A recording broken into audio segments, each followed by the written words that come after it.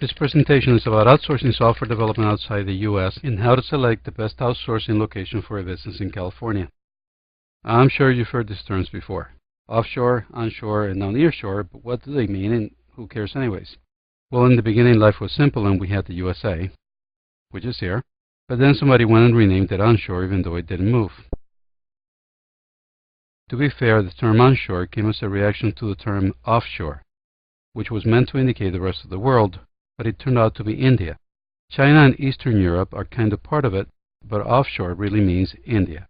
As a further reaction, somebody came up with the term nearshore, which is something between offshore and onshore, but much closer. And that turned out to be Canada. Okay then, to recap. Onshore means the USA, offshore means India, and nearshore means Canada. So there you have it. But that was Shores 1.0. Way back in 2005 in the days of Web 1.0. Today we're up to Web 2.0 and ta-da, Shores 2.0.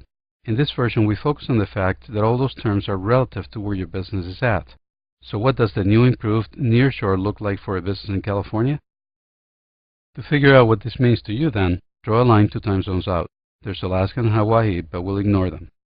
Note that in California we only have room to the right. What's left inside this band is the effective nearshore for a business in California. Now, why 2 time zones? Why not 3 or 5? Because when it comes to software development, the teams need to be aligned in time, and the closer they are, the better. Why? Because software development is hard enough as it is, and splitting the team beyond 2 time zones is just plain nuts. For one thing, when the US team is up and awake, the offshore team is asleep. And then when they wake up, we knock back and go to sleep. What kind of team is that? Software development requires a lot of interactions between teams, real-time interactions. And if the teams are more than 2 time zones apart, they're not going to interact enough or effectively, and you essentially end up with 2 separate teams. That would be okay if you're making widgets, but it is not okay if you're developing software. Back to defining what nearshore means to a business in California. We cut off everything outside this band. So there goes the original 13 colonies, we don't need them. And now we can add Canada, Mexico, and Central America. So, to summarize, for a business in California, onshore stands for the US, minus the original 13 colonies. Nearshore stands for Canada, Mexico, and Central America, although in the case of Canada, unless you're planning to hire Caribou to do your programming, this really means the populated portions of Canada. And offshore still stands for India, although China and Eastern Europe are mentioned more often, but it's still India. And there you have it, Nearshore 2.0.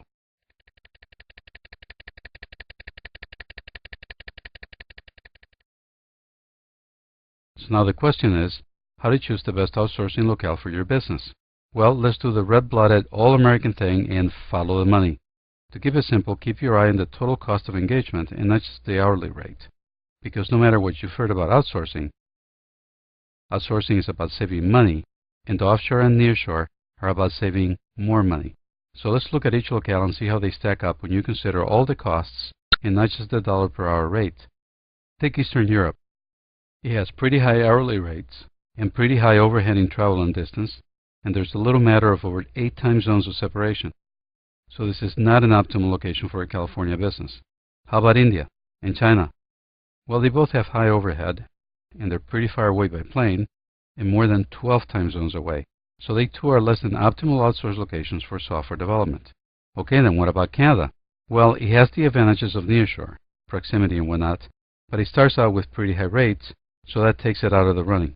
That leaves Mexico and Central America as the primary candidates for nearshore outsourcing, with the lowest total cost of engagement of any region. In fact, nearshore south of the border is up to 20% less expensive than offshore, and it allows your engineers to work the way they like to work, which is interacting with other engineers in real time. How can that be, and how come you haven't heard about this before? Well, let's do a quick breakdown to figure this out. Let's start with hourly rates, which offshore vendors love to boast about. As it turns out, offshore rates are comparable with rates in Mexico and Central America. The thing that offshore vendors don't like to talk about is the rest of the overhead of doing business offshore. For one, you have to fly there, and they have to fly here. And every time that happens, it costs upwards of $1,700, and it takes over 22 hours each way plus the jet lag. Another unspoken cost is relocation. Because of the separation in distance and time, you will more than likely have to relocate some of the people in your offshore team to the US to be co-located with your team here. This adds considerable cost to the project, and it creates stress for the people who have to stay here, away from their families for an extended period of time. If you don't do that, and even if you do, you'll need a bridge team. In addition to the engagement manager, these are technical people who work half days with each team so they can clarify what's going on every day at each location. This is necessary to avoid having the teams get out of sync because of the separation. Then there's the issue of productivity. For every 2 engineers in the US, you'll need 3 offshore.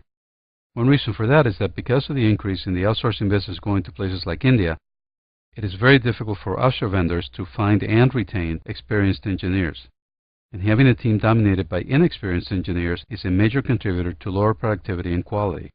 Also, in spite of all you might do to keep communications flowing between the teams, breakdowns will happen, and you'll have to spend time doing rework to correct misunderstandings. By the way, this increased demand for engineering talent is also causing record-high turnover. This is a major hit to productivity and to the morale and stability of both teams. When you add it all up, the total cost of engagement in offshore locations is up to 20% higher than nearshore locations. A project in India costs, on average, only 15% less than what it would cost in the US. The same project in Mexico would be 35% lower in cost. Obviously, nearshore locations have overhead too, but it's much lower because of the proximity. Traveling to Mexico, for example, takes a few hours and costs a few $100, just like traveling to Dallas or Phoenix. There's no need to relocate staff, and the nearshore staff stays there and travels here only when needed. Besides the engagement manager, you don't need any extra technical staff to bridge between teams. Engineers can communicate with each other directly all day long. There's some productivity loss, but it's minimal. And there's very little staff turnover to speak of. In fact, our experience indicates that once a project is started, it is a cultural imperative to see it through to completion. Now, to splice it even finer, when comparing Mexico to Central America, Mexico has many attractive features, including strong IP protection and enlightenment of intellectual property laws, thanks to NAFTA. Mexico has the largest talent pool of the region, and it is physically closest to the US. It has a high degree of cultural affinity, which means that in Mexico, yes means yes, and done means done. Also, because of NAFTA, it is easy to bring engineers to the US as needed, using a special visa available only to Mexican and Canadian professionals. Finally, the government of Mexico is making a considerable investment in promoting technology trade and in helping successful companies in Mexico compete globally. All of this leaves Mexico as the outsourcing location of choice for business in California.